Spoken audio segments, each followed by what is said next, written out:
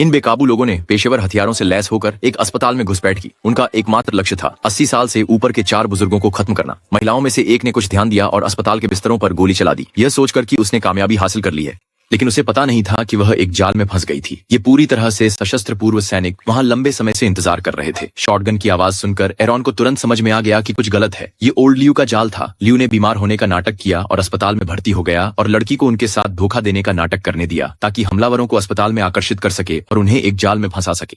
एरन क्रोधित होकर बेतहाशा गोलीबारी करने लगा, लेकिन उसने कभी नहीं सोचा था कि वह अपने ही लोगों पर गोली चला रहा होगा। गैंगस्टर बेतरतीब फायरिंग कर रहे थे, लेकिन बूढ़े लोग शांत बने रहे। उन्होंने पहले भी ऐसी घटनाएं कई बार देखी थी। भले ही वे बूढ़े थे, लेकिन उनकी प्रतिक्रियात्मक क्षमताएं अभी भी तेज थीं। एक वार से दुश्मन दर्द से चीख उठा। उसके बाद बंदूक की गोलीबारी से एक और हमलावर गिर गया। उन्होंने एक आग बुझाने वाले यंत्र को तोड़ा, जिससे कमरे में घना धुआं भर गया, जो एक और हत्याकांड की शुरुआत का संकेत था। अंत में हमलावरों की संख्या अधिक हो गई और दिग्गजों में से एक घायल हो गया। इसी समय आरोन ने लड़की को पकड़ लिया और बुजुर्गों को आत्मसमर्पण करने की धमकी दी। मासूम को शामिल न करना चाहने वाले ओल्ड लियू और उनके भाई धीरे धीरे सामने आए। आरोन ने गुस्से में अपनी बंदूक उठाई, लेकिन उसी समय उन्हें उनके अपने ही लोगों ने पकड़ लिया। इस अवसर का फायदा उठाते हुए ओल्ड लियू ने जमीन से एक हैंडगन उठा ली। बुजुर्गों ने चिल्लाया फायर, लेकिन लियू की एक आदत थी, गोली चलाने से पहले वह 3 प्रार्थनाएं करता था। समय नहीं बचा था, उसने बंदूक गिरा दी और हाथों से लड़ाई शुरू कर दी। आरोन को बार बार गिराया गया। उसने एक बंदूक पकड़ी और स्थिति तुरंत पलट गई।